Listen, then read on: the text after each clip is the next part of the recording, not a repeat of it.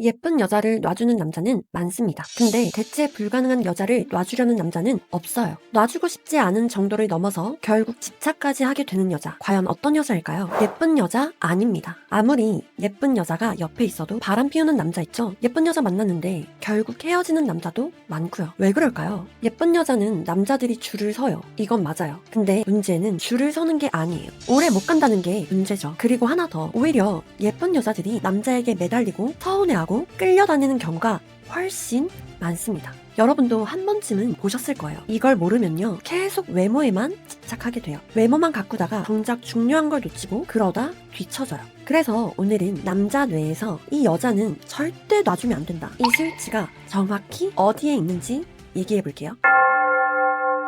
심리학이랑 뇌과학에서 이미 꽤 오래 연구된 내용들이 있거든요. 칭찬에도 환율이 있어요. 1965년 에런슨이라는 심리학자가 정말 유명한 실험을 했어요. 참가자들이 자기에 대한 평가를 우연히 엿듣게 만들어요. 조건이 4개예요. 처음부터 끝까지 계속 칭찬하는 사람, 처음부터 끝까지 계속 깎아내리는 사람, 처음엔 깎아내리다가 나중에 칭찬으로 바뀌는 사람, 그리고 반대로 칭찬하다가 깎아내리는 사람. 여러분, 누구에게 제일 호감을 느꼈을 것 같으세요? 계속 칭찬해준 사람이 아니었어요. 처음엔 별로라고 했다가 나중에 인정해준 사람이었어요. 그것도 압도적으로요. 이게 무슨 뜻이냐면 인정의 가치는 양으로 정해지는 게 아니라는 거예요. 누구한테서 나왔냐로 정해져요. 생각해보면 당연해요. 돈이랑 똑같거든요. 많이 찍어내면 가치가 떨어져요. 아무한테나 다 잘한다고 해주는 사람의 칭찬은 인플레이션이 온 화폐예요. 100마디를 해도 마음에 안 박혀요.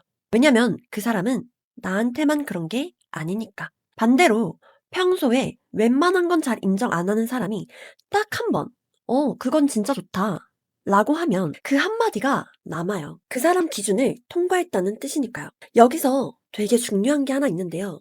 이게 까칠하게 굴라는 얘기가 절대 아니에요. 까칠한 거랑 기준이 있는 건 완전히 달라요.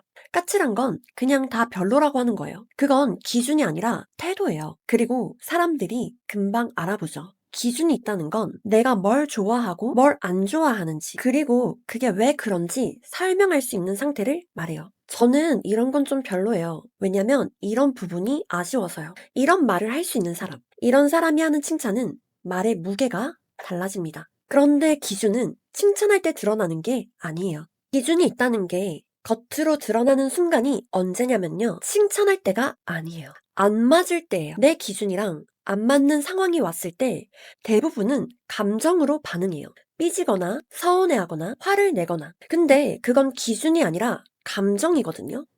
상대한테는 얘 기분 나빴구나, 이렇게만 느끼게 해요. 기준이 있는 사람은 이렇게 말합니다. 나는 그런 행동 안 좋아해. 그건 내 기준이랑은 안 맞아. 나랑은 좀 안 맞는 것 같아. 이렇게 감정을 다 빼고 담백하게, 근데 단호하게요.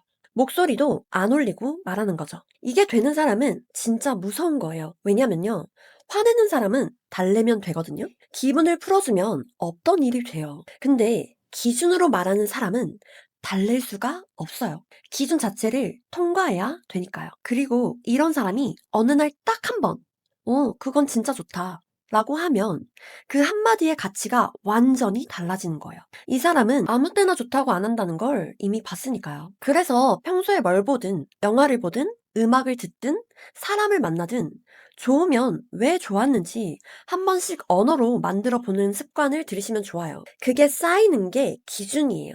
두 번째, 사람은 칭찬받고 싶은 게 아니라 정확하게 보여지고 싶어요. 이게 오늘 제일 중요한 얘기일 수도 있어요. 친밀감 연구에서 제일 강력한 변수로 나오는 게 하나 있는데요. 상대가 나에게 제대로 반응해주고 있다는 느낌이에요. 여기서 3가지가 들어가요. 이해받는 느낌, 인정받는 느낌, 배려받는 느낌. 여기서 첫 번째가 이해예요. 인정보다 앞에 있어요. 이게 무슨 차이냐? 오빠, 진짜 똑똑하다. 이건 칭찬이죠. 오빠는 결론을 먼저 말하고 근거를 뒤에 말하는 사람이잖아. 그래서 회의에서 먹히는 거야. 이건 칭찬이 아니라 간파예요. 이 둘이 상대한테 도착하는 방식이 완전히 달라요. 첫 번째는 그냥 기분 좋은 말이거든요. 근데 두 번째는요, 상대가 스스로도 정리 못하고 있던 자기 특징을 대신 언어로 만들어 준 거예요. 이걸 들었을 때 사람이 어떻게 되냐면요. 자기가 자기를 한 번 더 알게 돼요. 나에 대해서 나보다 더 잘 정리해주는 사람이 생긴 거예요. 그리고 이건 위조가 안 돼요. 진짜로 관찰하지 않으면 나올 수 없는 문장이거든요. 그래서 받는 사람 입장에서도 이게 진심이라는 게 자동으로 증명이 되죠. 그리고 저는 개인적으로 칭찬할 때 감정을 잘 안 넣거든요. 저는 누군가를 칭찬할 때 톤을 잘 안 올려요. "우와 대박 진짜 멋있다." 이렇게 안 해요. 대신 "이러이러해서 이게 멋있는 것 같아." 라고 구체적으로 말해요. 처음 들으면 좀 영혼 없어 보일 수 있거든요. 저도 영혼이 없다는 말을 되게 많이 듣는데 근데 신기하게 사람들이 오히려 제 말에 더 귀를 기울여요. 감정을 실어서 하는 칭찬은 리액션으로 들려요. 감정을 뺀 칭찬은요, 판단으로 들려요. 리액션은 그냥 흘러가는데 판단은 마음에 남아요. 남자가 반응하는 건 칭찬의 강도가 아니라 정확도예요. 세게 칭찬할 필요 없이 정확하면 돼요. 세 번째, 놓치기 싫은 건 사실 그 여자가 아니에요. 여기가 집착의 진짜 정체거든요. 미켈란젤로 현상이라는 게 있어요. 미켈란젤로가 이렇게 말했대요. 돌덩이 안에 이미 조각상이 들어있고 자기는 그걸 꺼내는 것 뿐이라고. 그래서 여기에서 나온 이름이에요. 관계에서도 똑같은 일이 일어난다는 연구예요. 파트너가 내가 되고 싶어 하는 모습을 알아보고 그쪽으로 계속 꺼내주면요. 나는 실제로 그 사람이 되어가요. 그리고 그런 커플이 만족도도 높고 오래 갔어요. 이게 왜 집착으로 이어지냐면요. 헤어질 때 잃는 건 그 사람 하나가 아니거든요. 그 사람 옆에 있을 때만 존재했던 내 버전을 같이 잃어버려요. 제일 괜찮고 제일 유능했어요. 그럼 이별이 그냥 이별이 아니라 자기 상실이 되어버려요. 그러니까 못 놓는 거예요. 그래서 사랑받는 여자를 잘 보면요. 남자를 떠받든 사람이 아니에요. 남자를 끌어올린 사람이에요. 그럼 이걸 어떻게 끌어올리냐? 아까 첫 번째에서 말한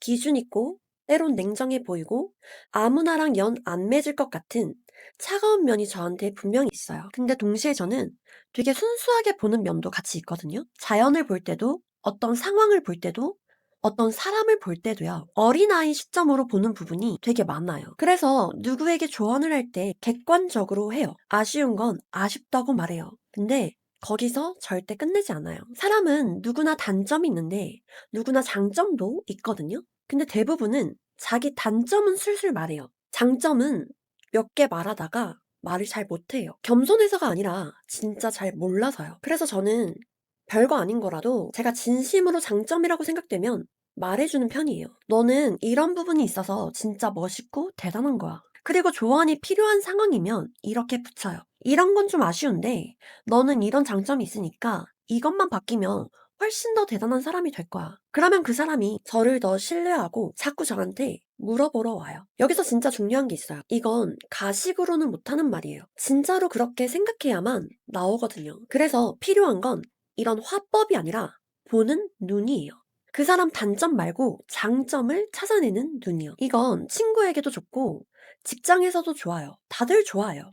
근데 특히 남자한테 해줬을 때 반응이 달라요. 아, 이 여자는 뭔가 좀 다른데? 이 여자는 좀 특별한데? 이 여자는 다른 여자들하고는 다르다. 이런 생각을 하게 되더라고요. 기준이 높은 거랑 상대를 작아지게 하는 건 완전히 달라요. 아까 말했던 기준 높은 사람이랑 이게 모순처럼 들릴 수 있어요. 기준이 높으면 상대가 작아지는 거 아니냐고요. 전혀 아니에요. 기준은 세상을 볼 때 쓰고 상대한테는 발견하는 데 써야 돼요. 안목 높은 사람이 나를 알아본 거잖아요. 그럼 그게 최고의 인정이 되는 거예요. 근데 안목 높은 사람이 나를 깎아내리면 그건 그냥 상처예요. 같은 기준인데 방향이 정반대예요. 반대 케이스도 명확해요. 옆에 있으면 내가 자꾸 작아지는 사람, 계속 눈치 보고 계속 뭔가를 통과해야 되는 사람. 이런 사람은 아무리 예뻐도 결국 못 버텨요. 그건 관계가 아니라 시험이거든요. 시험은 언젠가 끝내고 싶어지죠. 네 번째, 밀당이랑 헷갈리면 안 되는 것. 뇌 얘기를 잠깐 할게요. 도파민이 보상에 반응한다고 많이들 알고 계시는데 정확하게는 아닙니다. 도파민은 예상이랑 실제가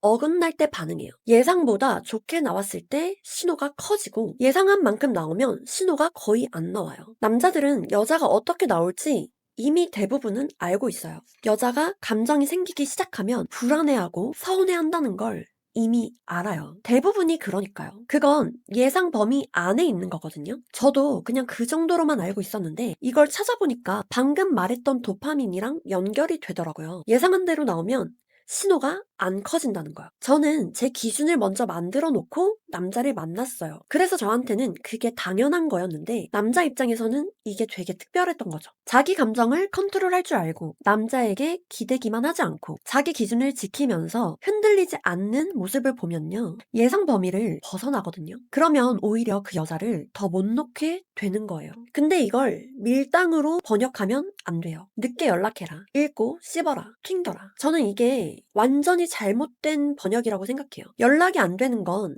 예측 오차가 아니에요. 그건 그냥 불안이에요. 불안이 만드는 건 사랑이 아니라 애착 불안이에요. 겉으로는 집착처럼 보여요. 계속 신경 쓰이고 계속 생각나고요. 근데 방향이 정반대예요. 불안형 집착은 사람을 소진시켜요. 그러다 어느 날 딱 꺼져버리죠. 이렇게 붙잡은 관계는 오래가는 걸 별로 못 보셨을 거예요. 진짜 예측 오차는 뭐냐면요. 사람에 대한 예측 오차예요.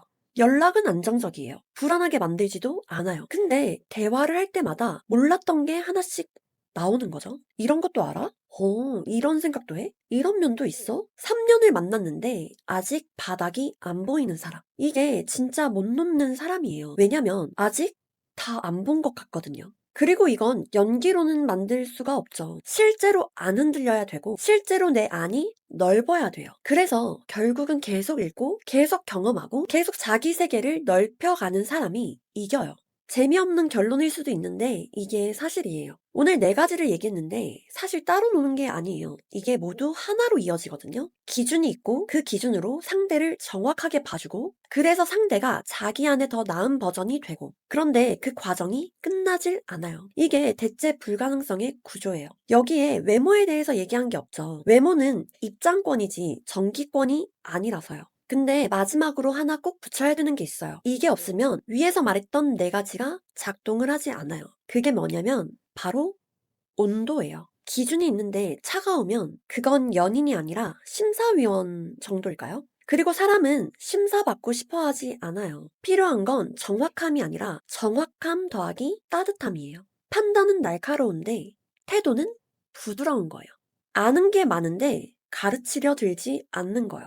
이 조합이 진짜 어려운데 이게 되는 사람이 결국 다 가져가요. 저도 원래 이런 사람이 아니었어요. 저도 원래는 제 단점만 보던 사람이었고 상대방을 볼 때도 단점부터 보던 사람이었거든요. 이걸 고치려고 아니 고친다기보다는 업그레이드를 하려고 진짜 많이 노력했어요. 내 단점은 인정하되 내 장점을 찾으려고요. 그리고 없으면 만들려고요.